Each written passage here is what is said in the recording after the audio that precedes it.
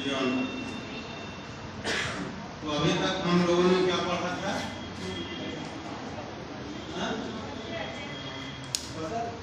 Physical policy पढ़ रहे थे ना? टैक्स। आज हम लोग बजट पढ़ते हैं। हाँ, बजट पढ़ रहे हैं।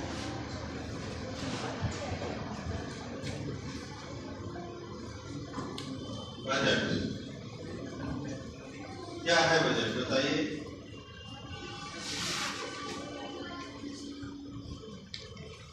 बजट क्या है? तथा चालू सरकारी प्रस्तावित आर्थिक नीतियों का विस्तृत ब्यौरा।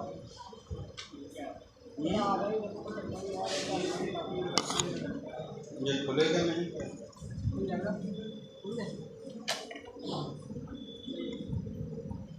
बजट क्या है बताइए आपको?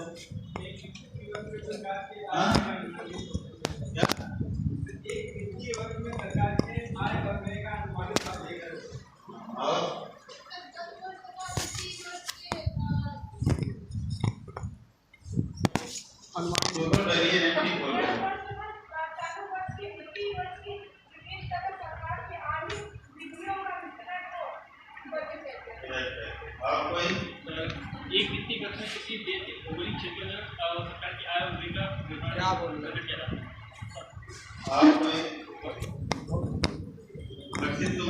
सर सही है, सब लोग बता रहे थे ये सर मेरी भी यही डिफिनेशन। हमारी क्या डिफिनेशन है? छोड़ दीजिए, ठीक है इतना। बजट क्या है?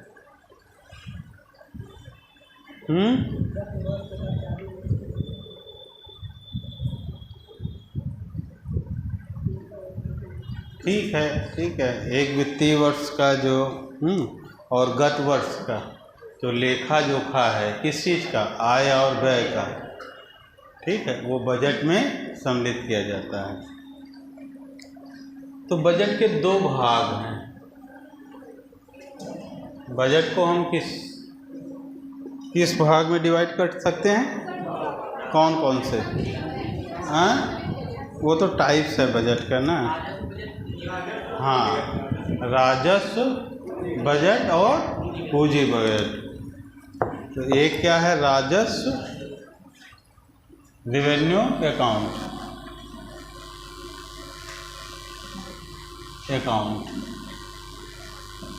राजस्व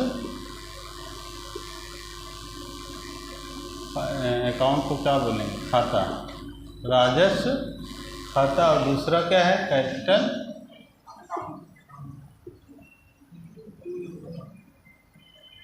और ये क्या है? पूंजी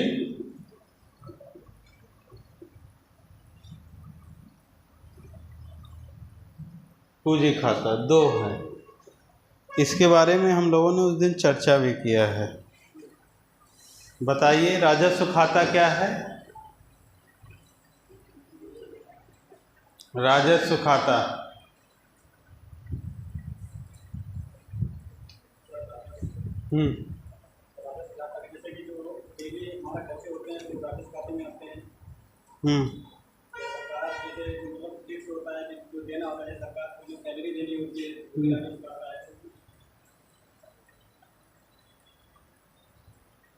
यही बताया था। वो तो योजनागत व्यय था। इसमें दो भागों में हम लोगों ने डिवाइड किया था, एक योजनागत व्यय और गैर योजनागत व्यय। और इसके बारे में हम लोगों ने कहाँ पढ़ा था? एक्सपेंडिचर के बारे में पढ़ा था। एक्सपेंडिचर को दो भागों में डिवाइड करते हैं, revenue expenditure and capital expenditure. कितने पढ़े हो? उठिए चले आ रहे हो। रेवेन्यू एक्सपेंडिचर और कैपिटल एक्सपेंडिचर। और रेवेन्यू एक्सपेंडिचर को भी मैंने दो भागों में क्लासिफाइड किया था। कौन कौन से? Planned expenditure and non planned expenditure. ठीक है। और कैपिटल एक्सपेंडिचर को I also classified in two parts. First is the plan expenditure and second is non plan expenditure, योजनागत व्यय और गैर योजनागत व्यय। तो बेस्ट कौन सा है, योजनागत व्यय है बेस्ट है कि पूंजीगत व्यय बेस्ट है? अच्छा कौन सा है? पूंजीगत व्यय। क्यों पूंजीगत व्यय अच्छा है?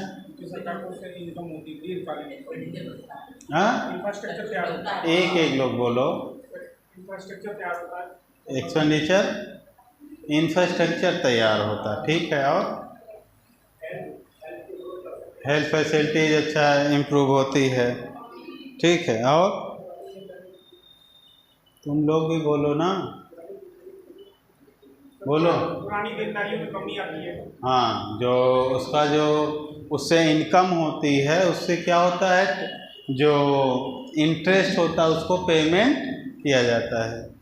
आप लोग पढ़ते हो जाके नोट्स? हाँ, पढ़ते हो घर में जाके? हाँ, नहीं पढ़ते हो? पढ़ते हो तो क्यों नहीं बता पा रहे हो? पढ़ती नहीं हो? यहाँ गए अपना फिर सो गए। तैयारी करो, मेहनत करो, ठीक है। तुमसे ज़्यादा तो हम लोग पढ़ते हैं। 4 पीरियड 4 घंटा पढ़ाए भी हैं अभी, ठीक है।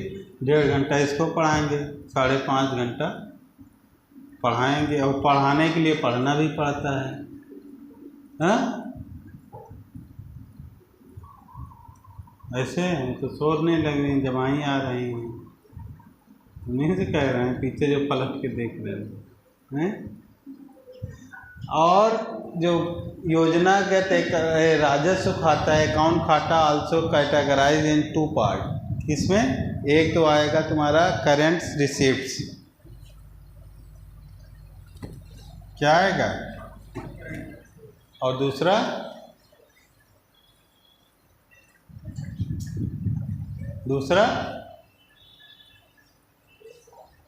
जब राजस्व खाता है, इसके 2 भाग होंगे।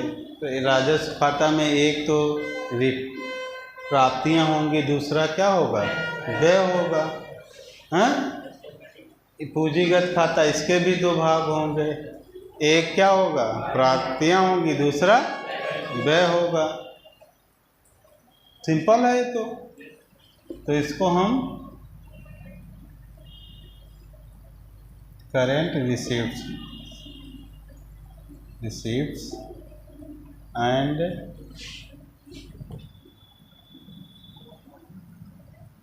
करेंट एक्सपेंडिचर,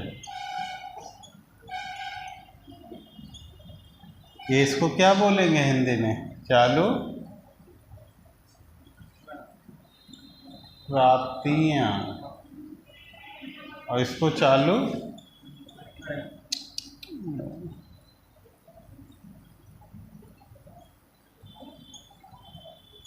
व्यय होगा। बजट में क्या होता है, एक राजस्व खाता होता है, एक पूंजी। आप बजट पढ़िएगा, उसमें आय और व्यय का पूरा विश्लेषण होता है कि जो आय कहाँ से आ रही, इनकम जो है गवर्नमेंट की कहाँ से आ रही है, वो कहाँ पे होगा, राजस्व खाता में, ठीक है। तो प्राप्तियां कहाँ से होंगी, रिसीप्ट्स, ठीक। दूसरा भाग क्या है उसका, व्यय। ऐसे ही दूसरा उसका भाग क्या होगा बजट का, कैपिटल अकाउंट। कैपिटल अकाउंट का भी हम लोग 2 भागों में क्लासिफाई कर सकते हैं। अब इसमें क्या आएगा, चालू प्राप्तियों में, इसको भी हम लोग 2 भागों में कर सकते हैं। किसमें, एक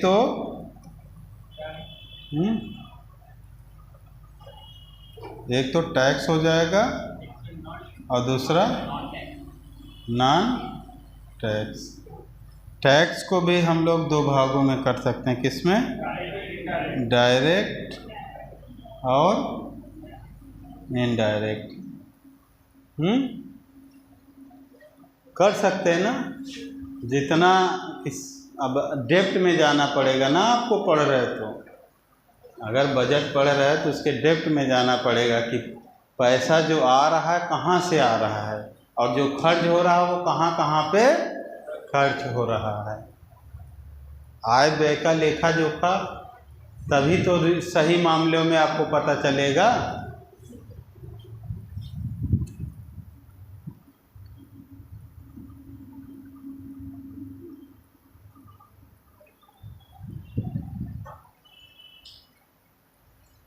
लिख लिया।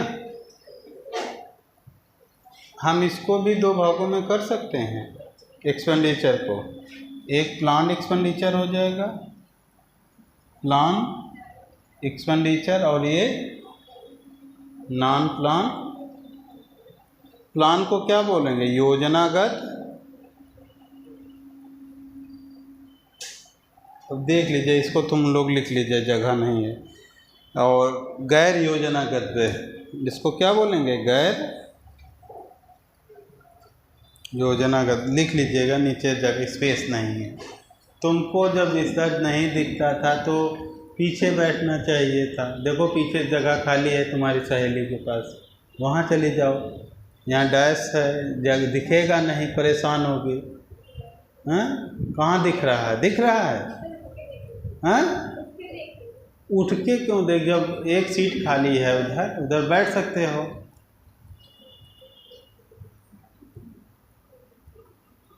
पंखे के लिए बैठे हो हैं कि यहाँ हवा मिलेगी?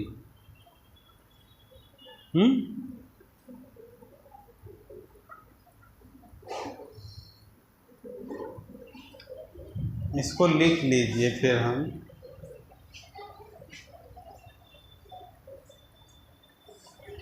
कैपिटल अकाउंट में भी दो भागों में बांट सकते हैं। कैपिटल रिसीप्ट्स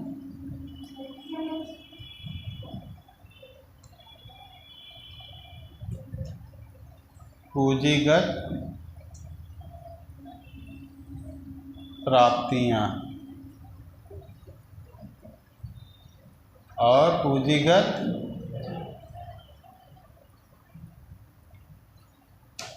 व्यय।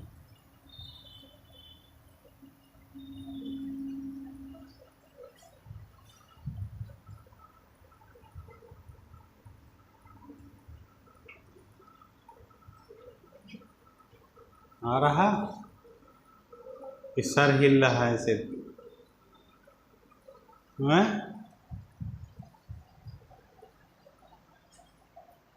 सोच रहे हो कि ये क्या है, बजट ये सब है कहाँ से?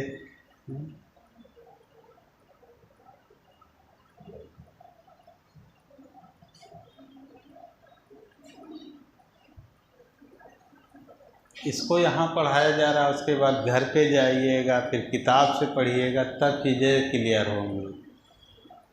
ठीक?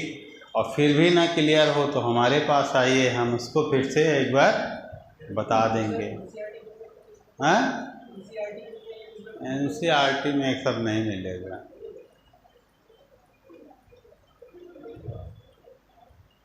ये सब कंपटीशन की तैयारी जो होती हैं वो उसी में मिल पाएगा।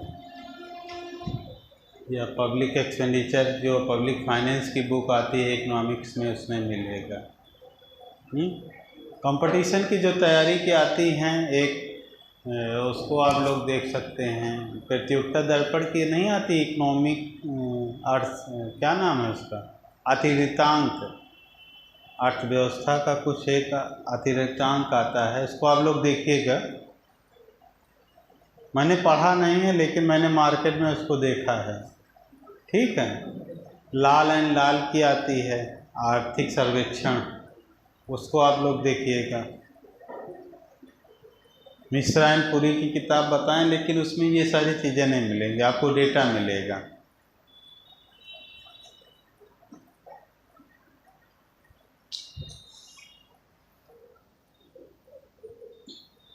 तो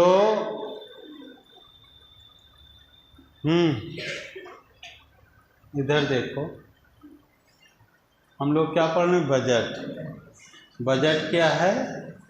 एक वित्तीय वर्ष का आय और व्यय का लेखा जोखा है।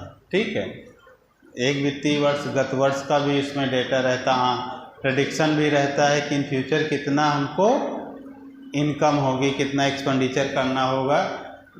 बजट में हम लोग पहले से प्रेडिक्ट करते हैं, एक्चुअल तो हमको 2 साल पहले बाद उसका एक्चुअल डेटा पता चलेगा। तो बजट के 2 अकाउंट हैं, कौन? Revenue account, second is capital account, राजस्व खाता और पूंजी खाता। जो राजस्व खाता है, ठीक है, इसके भी 2 भाग हैं। कौन कौन से? एक चालू करेंट रिसिप्ट, चालू प्राप्तियां जिसमें इनकम आती है, और चालू व्यय, जो पैसा जहाँ पे खर्चा हो रहा उसमें कितना कितना हो रहा। जो प्राप्तियां होती हैं किस फॉर्म में होती हैं? एक तो टैक्स के फॉर्म में होती हैं, दूसरा नॉन टैक्स। टैक्स में भी डायरेक्ट और इनडायरेक्ट। नॉन टैक्स में भी हम लोग बताए थे कि जो विनिवेश से प्राप्त हुआ आय है, या जो पब्लिक सेक्टर यूनिट्स हैं गवर्नमेंट की, उनसे जो अर्निंग होती है वो सब क्या है? नॉन टैक्स में। फीस हो गया है, फीस भी इसमें आएगा। मनोरंजन के जो आय प्राप्त होती है वो भी सब इसी में हम लोग काउंट करेंगे। दूसरा अकाउंट क्या है? Capital account. कैपिटल अकाउंट को भी हम लोग 2 भागों में देख सकते हैं, एक पूंजीगत प्राप्तियां, दूसरा गैर पूंजीगत प्राप्तियां। हाँ, पूंजीगत प्राप्तियां और पूंजीगत व्यय। पूंजीगत व्यय को भी हम लोग 2 पार्ट में डिवाइड कर सकते हैं। किसमें किसमें? प्लान और नॉन प्लान। ठीक, ये आपके ऊपर है। और पूंजीगत प्राप्तियां कहाँ से होती हैं? पूंजीगत प्राप्तियां कहाँ से होंगी? पूंजीगत प्राप्तियों का मतलब, हाँ, ऋण लेना एक हो गया, और संपत्ति से जो बेच के जो विनिवेश से जो आय प्राप्त हो रही है पूंजीगत प्राप्तियों में आ जाएगा। ठीक है, समझ में आ रहा है कि फिर से बताएं? आ रहा? हाँ, तो बोलने में डर लगता है। हाँ, विकास आ रहा है? तो इसको हम सोच रहे हैं थोड़ा तुम लोग लिख लो जितना हम बताए हैं, ठीक है?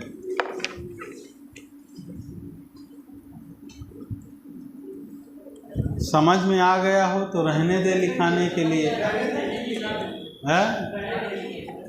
तुम लोग पढ़ लो कि लिखा दे? हाँ, लिखवा दें? लिख लीजिए, 1 पेज में लिखवा देते हैं साथ में। यहाँ पता लगा भूल गए तुम लोग तो फिर हो गया।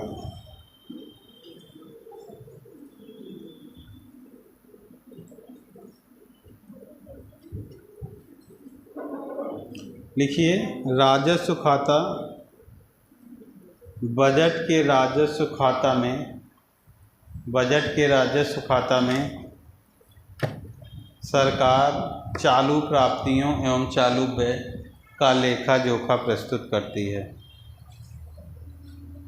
राजस्व खाता में, बजट के राजस्व खाता में सरकार चालू प्राप्तियां एवं चालू व्यय को प्रस्तुत करती है। थोड़ा तेज लिखिए। सरकार के चालू प्राप्तियों में करों ब्याज, लाइसेंस फीस, सार्वजनिक एवं व्यावसायिक प्रतिष्ठानों से प्राप्त आय, सार्वजनिक एवं व्यावसायिक प्रतिष्ठानों से प्राप्त आय इत्यादि राजस्व खाते में शामिल किया जाता है। इत्यादि राजस्व खाते में शामिल किया जाता है। सरकार के चालू व्यय में, सरकार के चालू व्यय में योजनागत और गैर योजनागत व्यय शामिल किए जाते हैं। सरकार के चालू व्यय में योजनागत और गैर योजनागत व्यय शामिल किए जाते हैं। राजस्व खाते में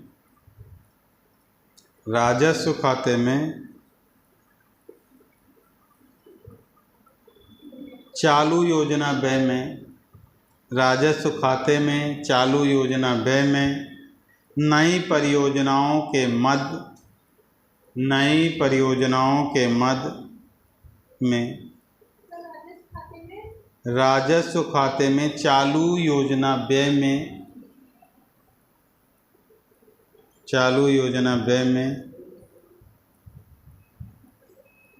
नई परियोजनाओं के मद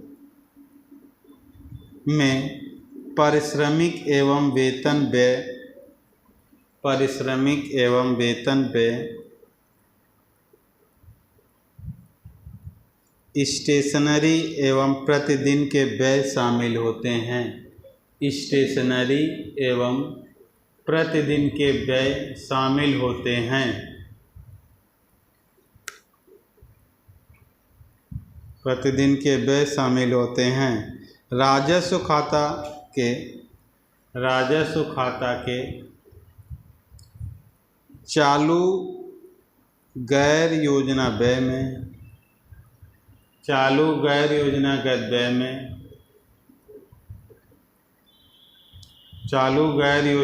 व्यय में ब्याज भुगतान, सब्सिडी, पूरित योजनाओं के रखरखाव, सब्सिडी, एक मिनट, हेलो, नहीं हम अद्वितीय क्लास ले रहे हैं। हाँ यहाँ पर हाँ।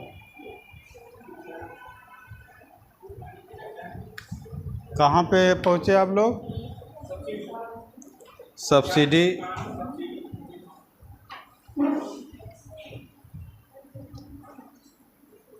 ब्याज भुगतान, सब्सिडी, पूरित योजनाओं के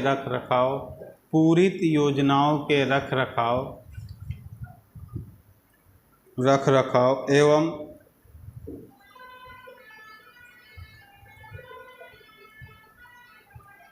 वित्तीय एवं सामाजिक सेवाओं पर किया गया व्यय शामिल होता है। वित्तीय एवं सामाजिक सेवाओं पर किया गया व्यय शामिल होता है।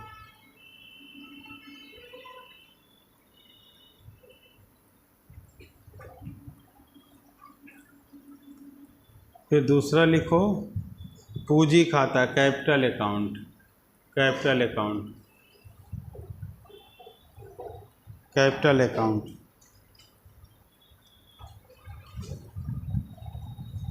बजट के पूंजी खाते में सरकार के सभी पूंजीगत आय या सरकार के सभी पूंजीगत प्राप्तियां एवं व्यय का लेखा जोखा प्रस्तुत किया जाता है। सरकार की पूंजीगत प्राप्तियों में बाजार ऋणों के मूलधन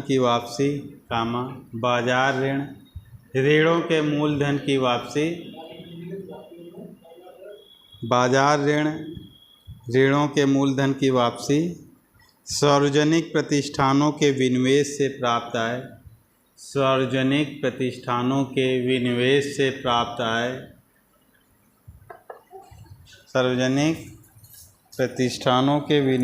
प्राप्त आय शामिल होता है। तुम बाद में छूट गया, बाद में लिख लेना, आगे लिखो। शामिल किया जाए सरकार की पूंजीगत व्यय में भूमि, सरकार के पूंजीगत व्यय में भूमि, कामा भवन, कामा मशीन, कामा उपकरण एवं अन्य वित्तीय एसेट्स पर किए जाने वाले व्यय शामिल होते हैं, पर किए जाने वाले व्यय शामिल होते हैं, पर किए जाने वाले व्यय शामिल होते हैं।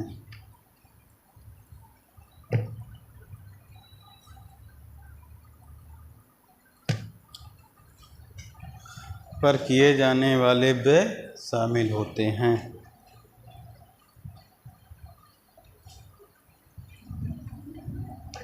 ये आप लोग इसको हम शॉर्ट में लिखा दिए हैं, एक पेज में होगा, ठीक है।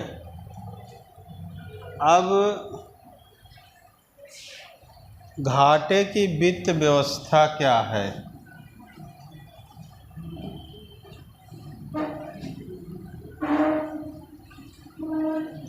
कोई भी सरकार जो है बजट बनाती है, ठीक है।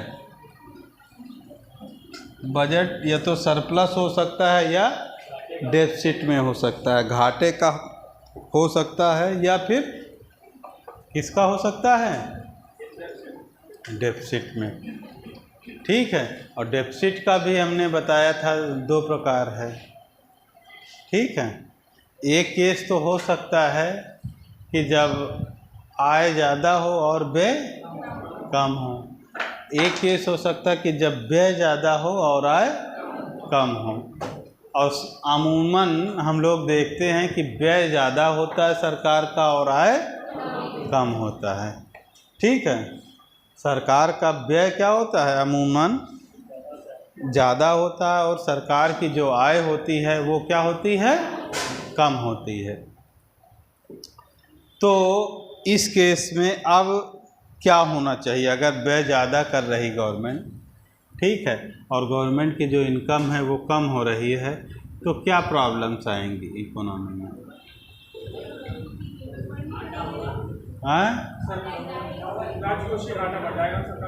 हाँ, देखो सबसे मेन पॉइंट क्या है, राजकोषीय घाटा बढ़ जाएगा, फिजिकल डेफिसिट बढ़ जाएगा। क्या होगा, फिजिकल डेफिसिट बढ़ जाएगा। फिजिकल डेफिसिट के बारे में हम लोग बाद में आएंगे, ठीक है।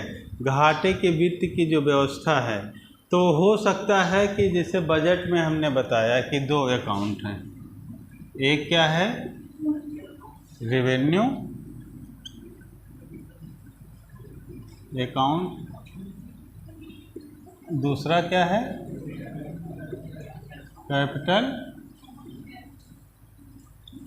Capital account.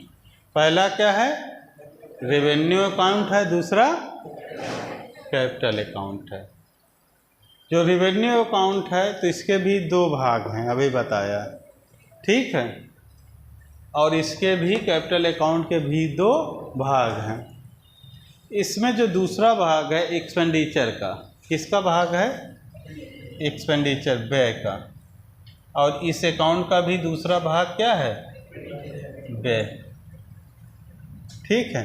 लेकिन इसके व्यय में और इसके व्यय में अंतर है, इसके व्यय में और इसके व्यय में क्या है, तुम लोग को दिखता नहीं होगा, तुम लोग पीछे बैठा करो, ठीक है। देखो पीछे सीटें खाली भी हैं, क्या मतलब है, जब दिखेगा ही नहीं तो इसके बैठने क्या मतलब है। आज बैठ जाओ, आज के लिए नहीं कह रहा हूँ, लेकिन कोशिश करा करो। इकोनॉमिक्स वाले में तो बोर्ड के बगैर काम नहीं चलेगा, ठीक है। दूसरे सब्जेक्ट में यहाँ लिखने की कम ज़रूरत पड़ती है, लेकिन इकोनॉमिक्स में बगैर लिखे कुछ होने वाला नहीं है, समझ रहे हो। इसका जो एक्सपेंडिचर होगा, तो जो पहले से जो योजना चल रहे हैं, ठीक है, उसको मेंटेन करने के लिए मेंटेनेंस एक्सपेंडिचर है। और ये जो एक्सपेंडिचर है ये नए कैपिटल एसेट्स को जनरेट करने के लिए किया जाता है। नई मशीनें खुलेंगी इसमें, ठीक है, डैम बनेंगे, नए जितना फॉरेन कैपिटल आएगा, ये जो व्यय होगा कैपिटल एक्सपेंडिचर का जो व्यय होगा, इसका ज़्यादा इम्पोर्टेंस है। ये एम्प्लॉयमेंट प्रोवाइड कराएगा, ठीक है। और ये एक्सपेंडिचर जो पहले से बन चुका है उसी को मेंटेन करने के लिए किया जाता है। ये डेवलपमेंटल एक्सपेंडिचर है और ये नॉन डेवलपमेंटल एक्सपेंडिचर है, ठीक। जो पहले से जो स्ट्रक्चर बन गया है, समझ रहे हो, जो पहले से स्ट्रक्चर बन गया है उसको मेंटेन करने के लिए जो इस रेवेन्यू अकाउंट से जो एक्सपेंडिचर होता है, गैर plan expenditure, non plan expenditure, ठीक है, वो है। प्लान एक्सपेंडिचर फिर भी ठीक है, जो नॉन प्लान एक्सपेंडिचर है पूरा क्या है, उससे कुछ डेवलपमेंट नहीं होता। इसमें भी दो अकाउंट है, प्लान एक्सपेंडिचर और नॉन प्लान एक्सपेंडिचर। जो कैपिटल एक्सपेंडिचर है ये always enhance the economic growth, enhance the employment opportunity of the country, देश के लोगों के लिए रोजगार के अवसर ये प्रोवाइड करता है, ठीक है। समझ में आ रही कि नहीं आ रही? तो गवर्नमेंट को किस पे खर्चा करना चाहिए? इस अकाउंट पे ज़्यादा खर्चा करना चाहिए कि इस अकाउंट पे? कैपिटल अकाउंट पे। क्यों कैपिटल अकाउंट पे खर्चा करना चाहिए? इंफ्रास्ट्रक्चर तैयार होता है। हाँ, नया इंफ्रास्ट्रक्चर, रोजगार यहाँ पे ज़्यादा मिलेगा।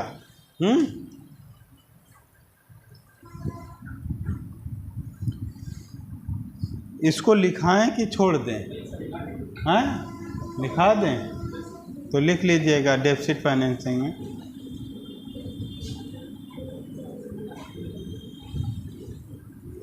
लिखो पीछे,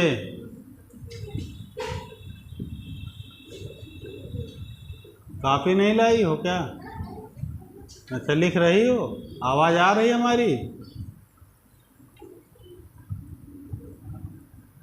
लिखो आधुनिक जन कल्याणकारी राज्यों के ऊपर आधुनिक, हेडिंग है घाटे की वित्त, घाटे की वित्त, डेफिसिट फाइनेंसिंग। इसका औचित्य क्या है ये हम लिखाना चाह रहे हैं, ठीक है। घाटे का कोई भी बजट बनेगा वो अच्छा नहीं होता है।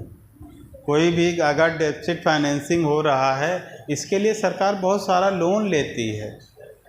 इसके लिए सरकार क्या करती है? बहुत सारा लोन ले, और लोन लेके कोई काम करना अच्छा है कि खराब है? हैं? खराब है। और लेकिन लोन उस पर्पज़ से लिया जा रहा हो कि इससे अगर खर्चा करने से हमारा क्या हो, एक बड़ी इंडस्ट्री बन जाए, रोड बन जाए, सड़क बन जाए, ठीक है, लोगों को रोज़गार मिल जाए। उस केस में ये एक्सपेंडिचर कैसा है? कैपिटल एक्सपेंडिचर अच्छा है उस केस में, ठीक है। लोन इसीलिए लोग लेते हैं कि कुछ अच्छा करने के लिए। हैं? दारू पीने के लिए कोई लोन लेता है? हैं? बताओ, कोई लेता है? कोई नहीं लेता होगा, ठीक है, हम तो नहीं जानते कोई लेता है। लेकिन अगर अब मिलेगा भी नहीं, मिलेगा भी नहीं। लेकिन अगर कोई कहे कि हम कोई एक छोटी कंपनी खोलना चाह रहे हैं, लघु मध्यम आकार के उद्योग खोलना चाह रहे हैं, तो गवर्नमेंट क्या करेगी? प्रमोट करेगी। आपको कम रेट पे भी, आपको कम ब्याज पे भी आपको लोन सैंक्शन होगा। क्यों? क्योंकि कुछ आप नया इनोवेटिव करने जा रहे हैं, 10 लोगों को रोज़गार देंगे, ठीक है, राष्ट्र कुछ प्रोडक्शन करेंगे, राष्ट्र की नेशनल इनकम में उसका क्या होगा? वृद्धि होगी, ग्रोथ होगी। कैपिटल आउटपुट क्या होगा? घटेगा। कैपिटल आउटपुट रेशियो क्या होगा? बढ़ेगा। कहाँ बढ़ेगा? तो नुकसान घटना चाहिए ना। पढ़ाए हैं ना इंक्रीमेंटल कैपिटल आउटपुट रेशियो? हाँ, तो क्लास में बताया है ना उस दिन जब नेशनल इनकम पढ़ा रहे थे। एक आउटपुट रेशियो होता है, ठीक। एक वस्तु को बनाने में कितनी पूंजी लग रही है, तो उसको क्या बोलेंगे? Capital output ratio. एक अतिरिक्त इकाई को प्रोड्यूस करने में कितना पूंजी लग रही है, तो उसको इंक्रीमेंटल कैपिटल आउटपुट रेशियो बोलेंगे। इसको हिंदी में क्या बोलेंगे? वर्धमान अब देखो हिंदी थोड़ा हमको नहीं, पूंजी उत्पाद अनुपात, वर्धमान पूंजी उत्पाद अनुपात। तो आई कॉर जो होता है उस वो हमेशा क्या होना चाहिए, कम होना चाहिए, कि कम पूंजी में ज़्यादा से ज़्यादा वस्तुएं तैयार हों। समझ रहे हो, पढ़ी नहीं हो? हैं, क्या नाम है? हैं, पढ़ाया था ना नेशनल इनकम में लास्ट में? हैं, तो क्यों नहीं किए थे? हमारी क्लास का वीडियो देख लीजिएगा तुम लोग, यूट्यूब में पढ़ा है ना, उसके अकॉर्डिंग नोट्स बना लीजिए। यूट्यूब में आप लोग जाइए, सारा यूट्यूब में पढ़ा है। यहाँ डेली का क्लास का लेक्चर क्या है, यूट्यूब में रहता है। आप लोग को यहाँ जहाँ पे कहीं डाउट हो तो जाके क्लास को एक बार देखिएगा, उसके अकॉर्डिंग नोट्स बना लीजिए। ठीक है, छूट गया चिल्लाओ नहीं, उसको ऑन करके स्लो उसमें जाके अपना नोट कर लीजिए। टेक्नोलॉजी है, इसका इस्तेमाल करो, नहीं तो तुम्हें और बाहर वाले बच्चों में क्या अंतर रह जाएगा। जो टेक्नोलॉजी नहीं जानते हैं, जिनके पास टेक्नोलॉजी नहीं है और तुम्हारे पास है, तो यही तो आपके पास अवसर है, हैं? मोदी जी जो बात कर रहे हैं डिजिटलाइजेशन की, ये क्या है, हर व्यक्ति क्या है, डिजिटली मजबूत हो। लाल किले से उन्होंने कहा है ना ये चीज़ को, तभी एग्रीकल्चर सेक्टर में भी डिजिटलाइजेशन होना चाहिए, इंडस्ट्रियल सेक्टर में भी होना चाहिए, सर्विस सेक्टर में जिसमें हम लोग काम कर रहे हैं उसमें होना चाहिए, तभी वो देश को आगे बढ़ा। आज समय की मांग है। कोरोना काल में कितने लोगों के पास जो मोबाइल थे वो ऑनलाइन क्लास कर लिए, जिनके पास नहीं था वो उससे क्या हो गए, वंचित हो गए। क्या बर्बाद नहीं हो, उसको दूसरे तरीके से यूज करोगे तो तब बर्बाद होगे। हर चीज़ के प्लस और माइनस हैं, ठीक है। और ये मिल गया है तो उसको सारा दिन खाली यूट्यूब देख रहे हो, पिक्चर देख रहे हो, हैं, तब वो तुम्हारे लिए अच्छा नहीं है। लेकिन उसको अगर पढ़ाई के प्लेटफॉर्म पे यूज करो तो तुम्हारे लिए ज़्यादा बेहतर है, ठीक है। तो ये जो प्लेटफॉर्म है उसको यूज करो। नॉलेज अथाह है, ठीक है। अब आप नॉलेज को कैसे कैप्चर कर रहे हैं और उसको कैसे यूटिलाइज कर रहे हैं, ये आपके ऊपर है। हम लोग आपको सफलता नहीं दिला सकते हैं, हम आपको एक रास्ता बता सकते हैं कि आप इधर से जाएंगे, रास्ता दिखा दिए, आप इधर से जाएंगे तो आपको वो मंजिल आपकी मिल जाएगी। चलना आपको है। सोचो कि हम यहाँ उदय आके और हम बन जाएं ये सब सिविल सर्वेंट, तो इम्पॉसिबल है, आने से कुछ नहीं होगा। जो सफ़र है उसका जो त्याग है, जो परिश्रम है, वो आपको बियर करना पड़ेगा, ठीक है। वो है नहीं, हौसलों से कुछ नहीं होता, पंखों में उड़ान होती है,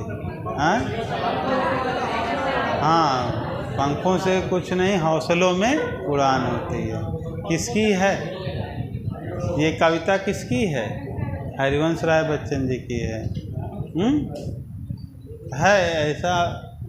तो आपको हौसला खुद जनरेट करना होगा। हम लोग सिर्फ आपको रास्ता दिखा सकते हैं कि आप इधर चलिए, सही जाएंगे, गलत जाएंगे तो आपको हम लोग बता सकते हैं कि आप गलत दिशा में जा रहे हैं, आप सही दिशा में अब इधर से जाइए, हैं। आपका डिस्टेंस क्या हो जाएगा, कम हो जाएगा। भाई आपको पूरे यहाँ सीएसएन का चक्कर लगाना है, आपको फिर यहीं आना, तो हो सकता है कोई कह दे कि आप पूरा जाइए, चारों तरफ का चक्कर लगा के आइए। एक तो ये है, या तो सीधा भी जा सकते हैं गेट से, फिर यहाँ आ जाइए, दोनों रास्ते हैं। ये आपको तय करना है कि हमको कैसे जाना है और कैसे सफ़र तय करना है। चलिए, एनीवे आधुनिक जन कल्याणकारी राज्यों के ऊपर विकास एवं जन कल्याण की जिम्मेदारियां होती हैं। इसलिए आधुनिक जन कल्याणकारी राज्यों के ऊपर विकास एवं जन कल्याण की जिम्मेदारी होती है। इसलिए राज्य अक्सर अपनी आमदनी से अधिक व्यय करते हैं। राज्य या सरकार कर लीजिए, सरकार अक्सर अपनी आमदनी से अधिक व्यय करते हैं।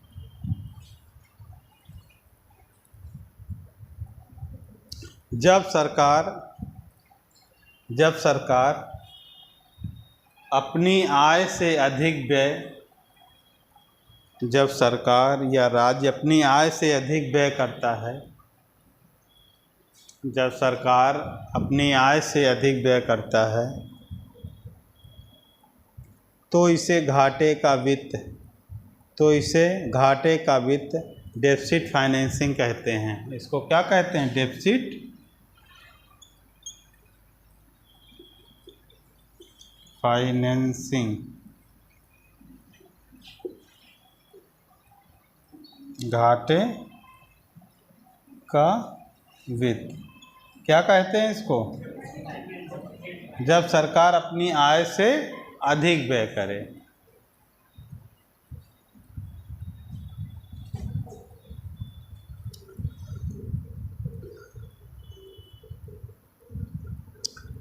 फिर लिखिए, घाटे के वित्त के द्वारा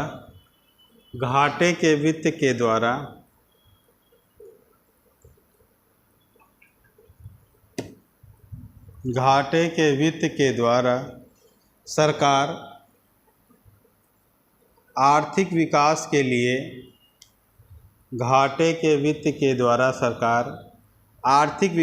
लिए पूंजी निर्माण कर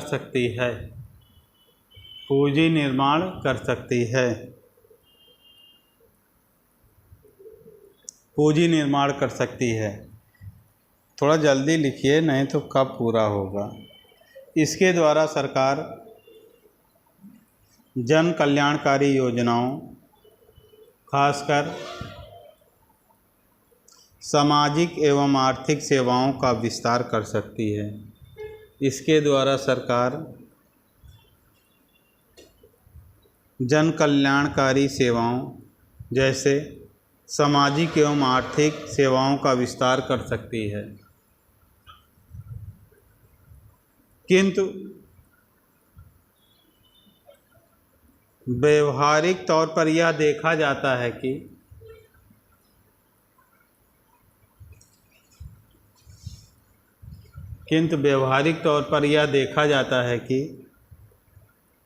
घाटे के वित्त के कारणों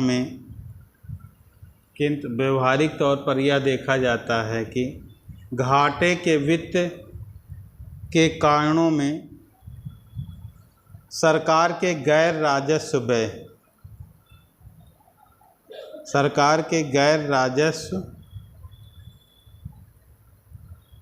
योजनागत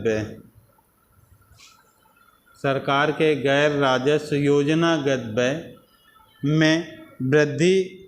में होने वाली वृद्धि की भूमिका सबसे अधिक होती है। व्यय में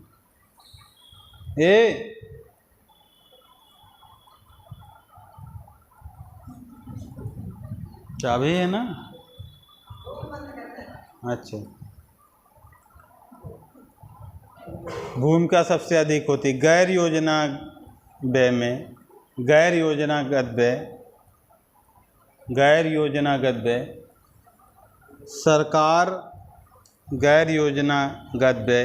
सरकार का उपभोग व्यय है। गैर योजनागत व्यय सरकार का उपभोग व्यय है। धूप आ रहे, आगे आ जाओ। गैर योजनागत व्यय सरकार का उपभोग व्यय है, कंजम्पशन एक्सपेंडिचर है, जिसके कारण पूंजी एवं संपत्ति का पूंजी एवं संपत्ति का निर्माण नहीं होता है। निर्माण नहीं होता है।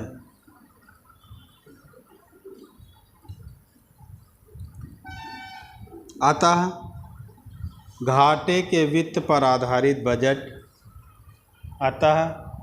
घाटे के वित्त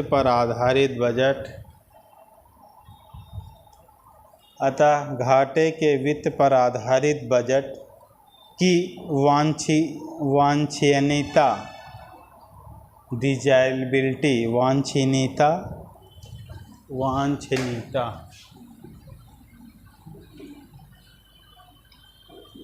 क्या है? वांछनीयता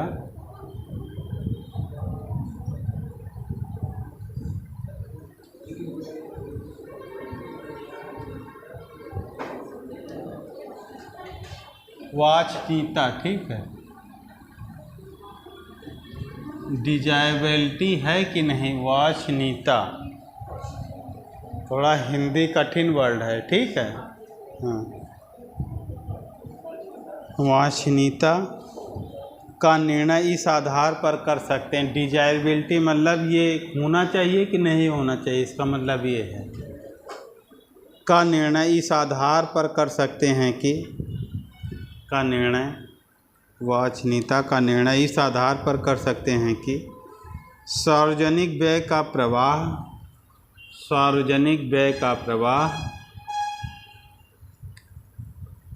योजना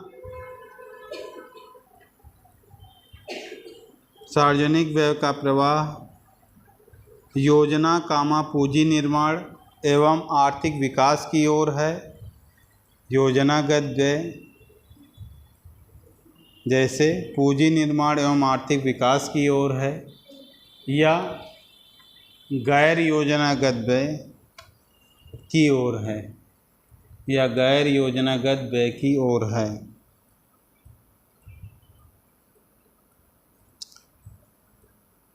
पहला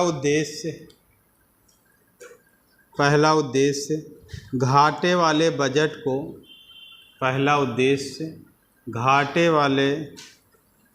को एक हद तक वांछनीय बनाता है। पहला उद्देश्य घाटे वाले व्यय को एक हद तक या एक सीमा तक वांछनीय बनाता है।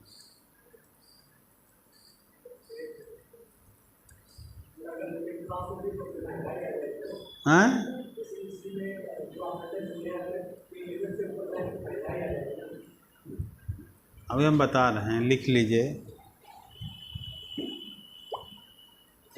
पहला उद्देश्य घाटे वाले बजट को एक हद तक वांछनीय बनाता है, जबकि गैर योजनागत व्यय में वृद्धि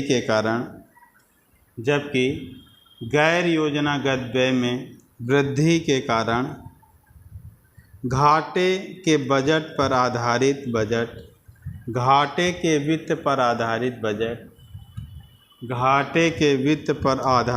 बजट अवांछनीय नॉन डिजायरेबल है, अवांछनीय है। ठीक है, मतलब क्या हुआ एक लाइन में समझ लीजिए कि जो कैपिटल एक्सपेंडिचर हम लोग करते हैं ये वांछनीय है, ठीक है। और जो नॉन प्लान एक्सपेंडिचर है, योजनागत व्यय है, किसका? रेवेन्यू एक्सपेंडिचर का, ये वांछनीय नहीं, अवांछनीय है। ठीक है, एक लाइन में समझो।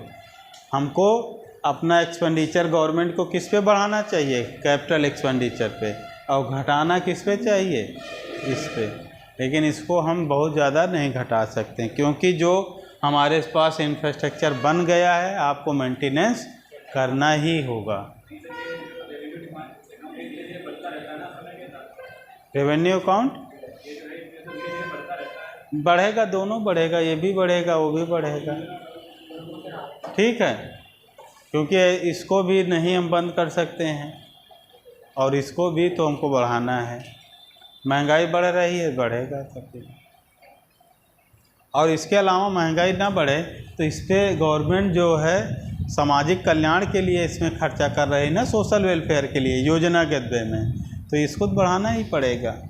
भले है कि उसका रिजल्ट आउटकम अच्छा ना हो,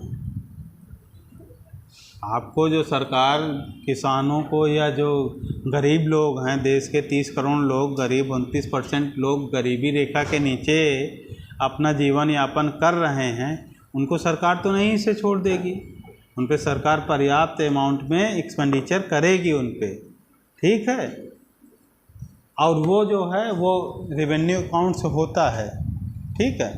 अब इसमें हो सकता है कि इसका एक्सपेंडिचर ज़्यादा होगा तो कैपिटल एक रेवेन्यू अकाउंट में ये डिफिसिट हो जाएगा, डिफिसिट यहाँ पे भी होगा और डेफिसिट यहाँ पे भी होगा, ठीक है। यहाँ प्राप्तियाँ कम होती हैं, यहाँ पे सरकार पब्लिक डेप्ट का सहारा लेती है, ठीक है। यहाँ पे भी सरकार एक्सपेंडिचर ज़्यादा करती है, तो यहाँ पे भी डेप्ट की सिचुएशन होती है।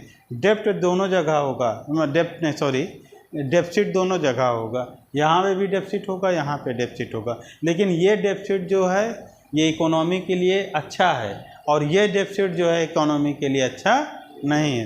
लेकिन राज्य एक कल्याणकारी राज्य होने के कारण इस अकाउंट पे एक्सपेंडिचर वो कम कभी नहीं करेगी, वो बढ़ाएगी बढ़ाएगी, ठीक है। अब तुम लोग इसको लिख लीजिए, घाटे की अवधारणा, ये बहुत इम्पॉर्टेंट है तुम लोगों के लिए। घाटे की अवधारणा, घाटे की अवधारणा, कॉन्सेप्ट ऑफ डेफिसिट। अब इसमें हम लोग पढ़ेंगे कैपिटल अकाउंट डेफिसिट क्या होता है, कैपिटल डेफिसिट रेवेन्यू डेफिसिट क्या है, फिर पूंजीगत घाटा क्या है, फिस्कल डेफिसिट क्या होता है, ठीक है, मौद्रिक घाटा क्या है, प्राइमरी डेफिसिट क्या है। ये तुम्हारे लोगों के एग्ज़ाम के पॉइंट ऑफ व्यू से बहुत इम्पॉर्टेंट है, ठीक है। तो राजस्व घाटा क्या है, राजस्व घाटा यानी रेवेन्यू डेफिसिट,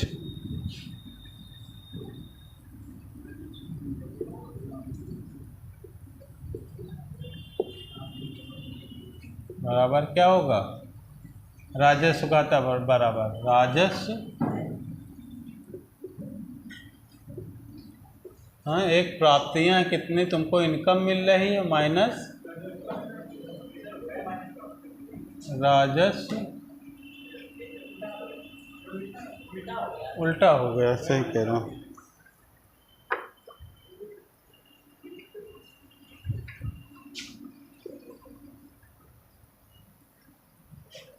राजस्व व्यय माइनस राजस्व,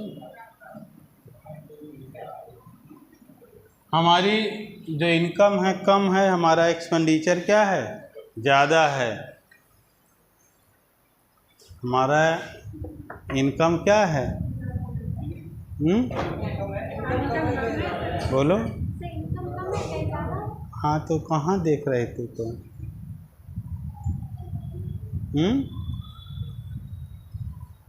तुम लोग, हम सबको देखते हैं, पीछे वाले को भी देखते हैं, आगे वाले को भी देखते हैं, ठीक है। और कौन क्या कर रहा है हमारी नज़र सब पे है, यहाँ नहीं छुप सकते हो, ठीक है। तो क्या है राजस्व घाटा, क्या होता है राजस्व व्यय माइनस राजस्व प्राप्तियाँ। एक है पूंजी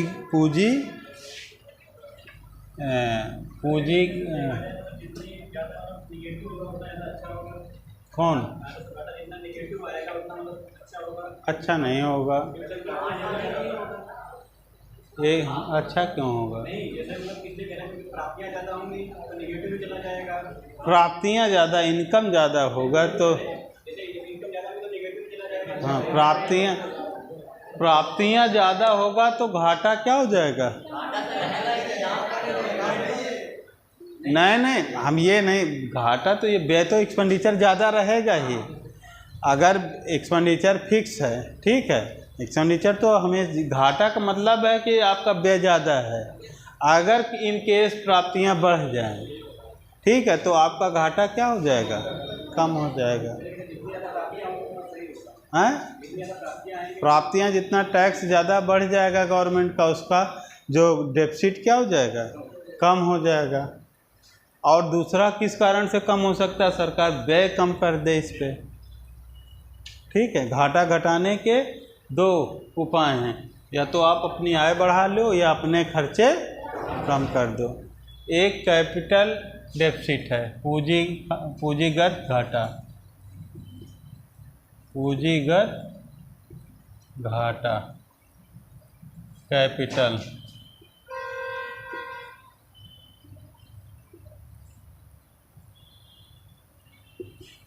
तो ये क्या हो जाएगा, पूंजीगत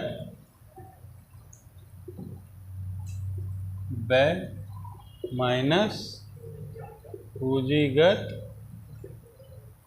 प्राप्तियां होगा।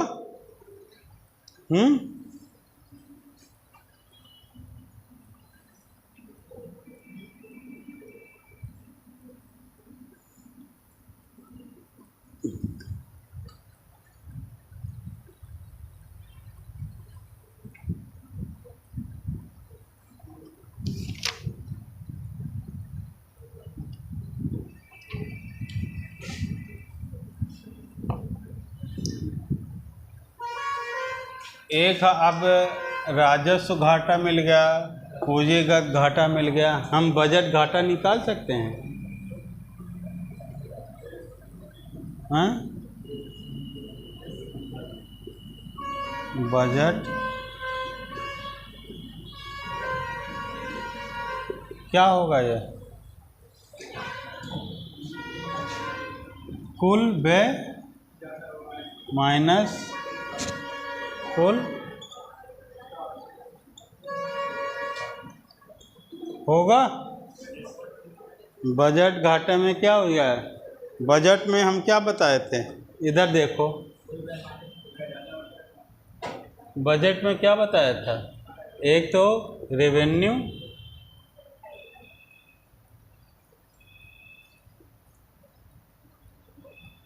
और ये क्या है, ठीक। अब इसमें भी ठीक है, कुल व्यय है, कुल प्राप्तियां, इसमें भी कुल व्यय है और कुल प्राप्तियां हैं। तो बजट घाटा क्या होगा, कुल व्यय माइनस कुल प्राप्तियां। कुल व्यय क्या होगा,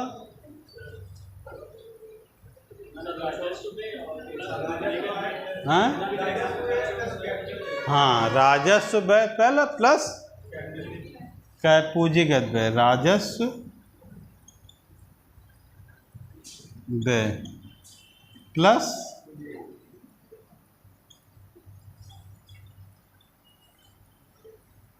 होगा माइनस राजस्व प्राप्तियां प्लस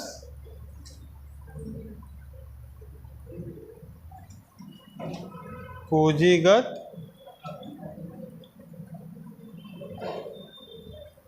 होगा।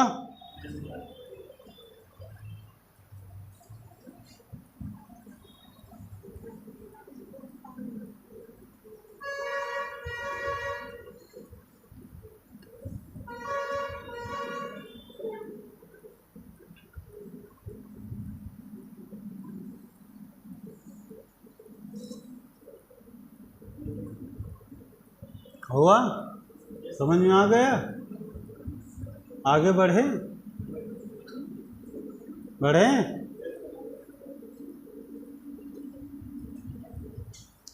देखो, एक इकोनॉमिस्ट थे प्रोफेसर सुखमय चक्रवर्ती, ठीक है, उन्होंने बताया कि एक कमेटी बनाई सरकार ने उनकी अध्यक्षता में, और उन्होंने बताया कि जो घाटा होता है वो, ये जो बजट घाटा, ये सफिशिएंट डिफिनीशन इसकी नहीं है। जो घाटा है वो कह रहे हैं इसकी थोड़ा पानी देना, प्यास लगी है। पानी है? हाँ, सादा लाओ, कुछ लाओ।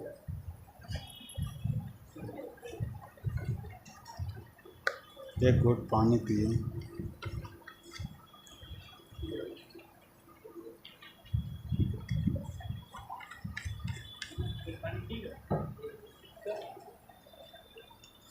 प्रोफेसर सुखमय चक्रवर्ती कहते हैं कि ये जो बजट घाटे की अवधारणा है ये पर्याप्त नहीं है। समझी?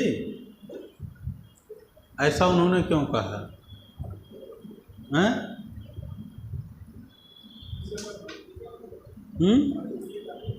ऐसा उन्होंने क्यों कहा कि ये जो अवधारणा है सफिशिएंट नहीं है? इसके पीछे उन्होंने लॉजिक दिया। जो घाटा होता है, ठीक है, वो कहते हैं कि जो घाटा है, इसको साफ कर दें, इधर लिख देते हैं।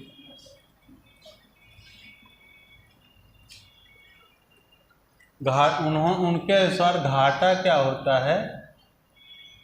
कुल व्यय। क्या होता है? कुल व्यय और माइनस कुल आय।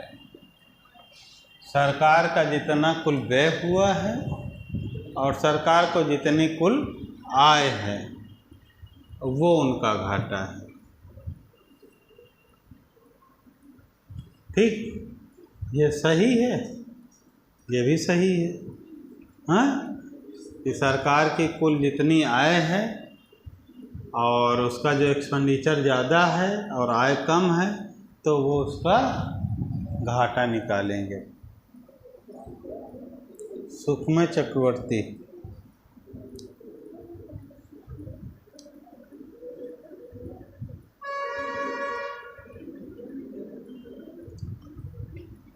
वो कहते हैं जो प्राप्तियां हैं, ठीक है, प्राप्तियां, प्राप्तियों में क्या क्या शामिल होता है? एक तो टैक्स वैक्स, जितना टैक्स नॉन टैक्स से इनकम आएगी तो उसको क्या बोलेंगे? राजस्व आय बोलेंगे। क्या बोलेंगे? राजस्व आय। और क्या आएगा प्राप्तियों में? विनिवेश।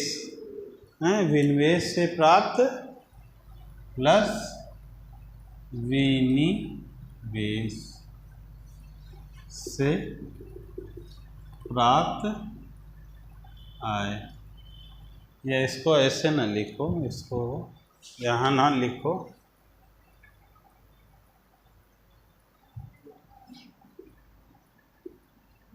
विनिवेश से प्राप्त आय। ठीक है, और क्या आएगा? सरकार की आय। वो कहते हैं अभी तक जो ये लोग करते थे, जो सरकार ऋण लेती थी उसको प्राप्तियों में ये लोग काउंट करते थे, लेकिन आय में उसको काउंट नहीं करते थे। वो कह नहीं कि आपको जो पब्लिक डेप्ट ले रहे हैं, सार्वजनिक ऋण ले रहे हैं, उसको भी इसमें आपको शामिल करना पड़ेगा। सार्वजनिक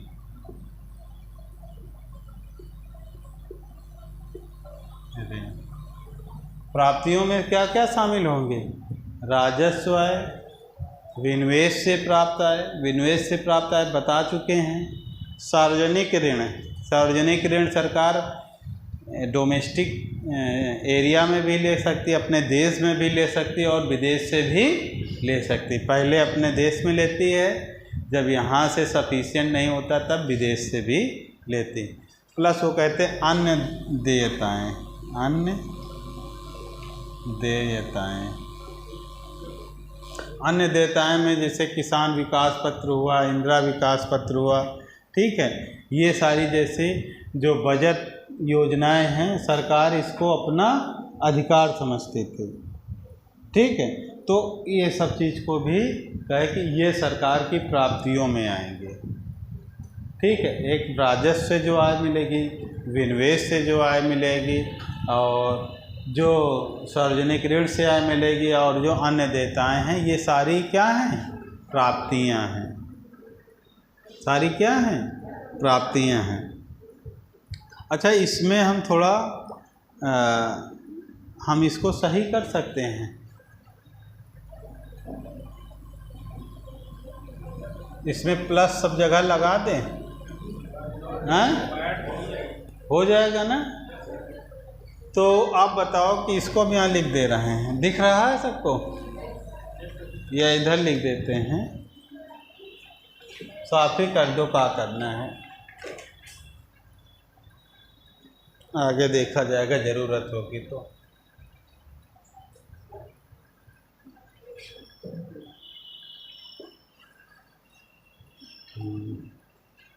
राजस्व आय बराबर क्या होगा? राजस्व आय बराबर क्या हो जाएगा?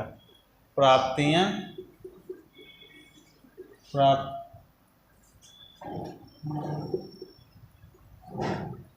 प्राप्तियां ये उधर चला जाएगा, तो क्या हो जाएगा? माइनस विनिवेश से प्राप्त, विनिवेश से आय, माइनस क्या हो जाएगा? सार्वजनिक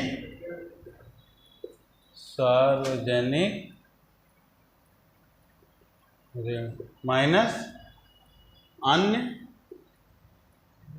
देयताएं। होगा कि नहीं होगा?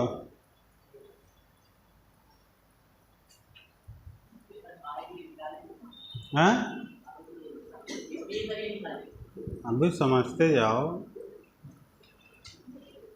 अभी पिक्चर शुरू हुई है।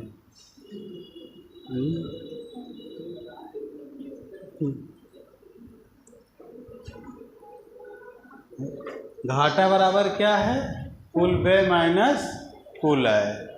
और वो कहते हैं कि प्राप्तियों में क्या होगा? राजस्व आय, विनिवेश से प्राप्त आय, सार्वजनिक और ये अन्य देयताएं।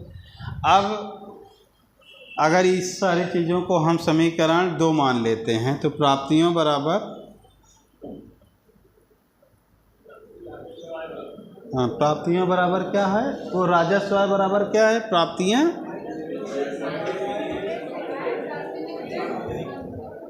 अन्य देयताएं। ठीक है।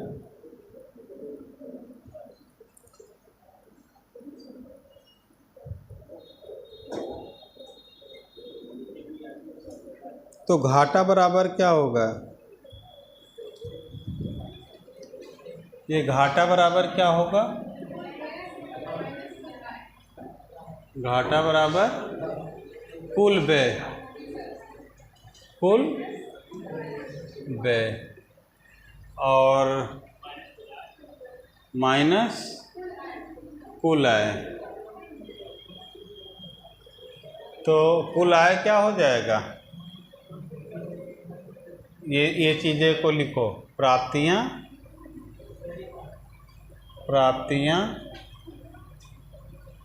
माइनस विनिवेश।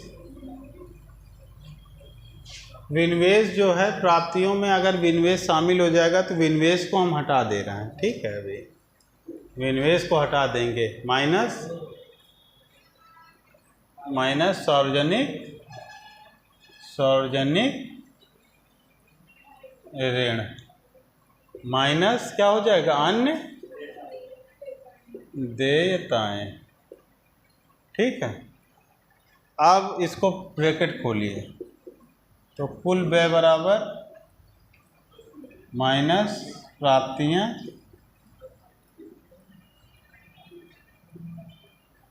प्लस सार्वजनिक ऋण, माइनस प्राप्तियां प्लस सार्वजनिक ऋण प्लस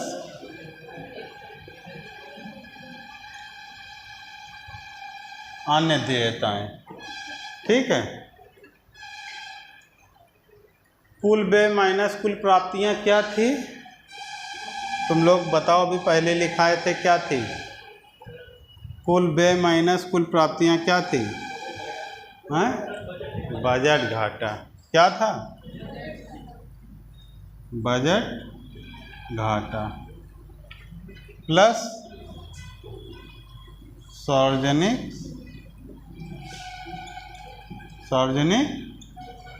ऋण प्लस अन्य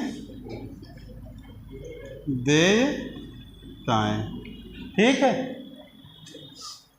अब ये कह रहे हैं कि जो ये घाटा निकला ये एक्चुअल घाटा है देश का। क्या है? एक्चुअल। इसी को उन्होंने कहा है राजकोषीय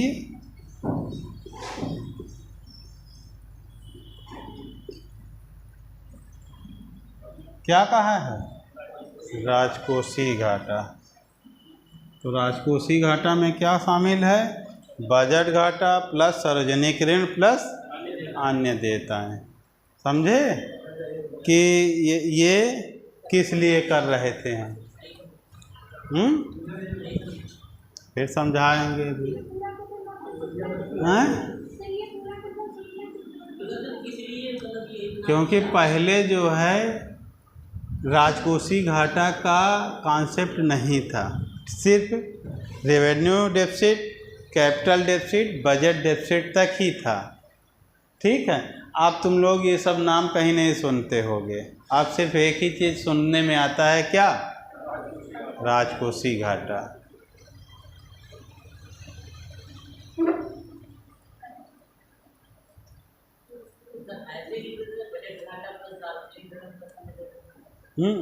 क्या? सार्वजनिक ऋण को शामिल नहीं करते थे उसमें, घाटे में। अन्य देयताएं जो थी, किसान ऋण पत्र है, किसान ऋण पत्र है, इंदिरा विकास पत्र है, और जो ये सेविंग होती है, ठीक है, इन सबको सरकार अपनी प्रॉपर्टी समझती थी।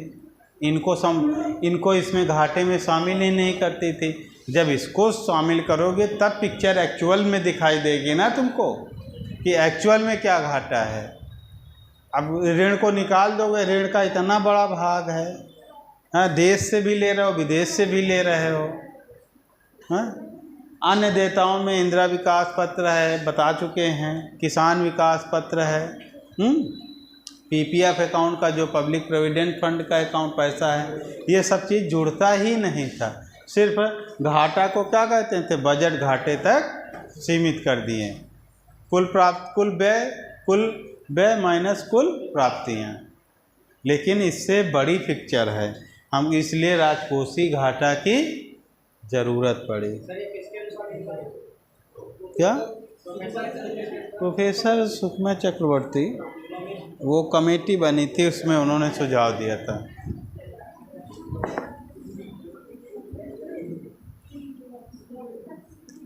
ठीक है। तो राजकोषीय घाटा क्या है?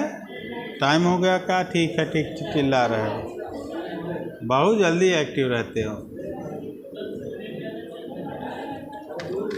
चलो देखो, ये हो गया है तुम्हारा। ठीक है, इसको हम लिखा भी देंगे एक दिन। ठीक है, अगले दिन टाइम मिलेगा तो। इसको बंद कर दो वीडियो।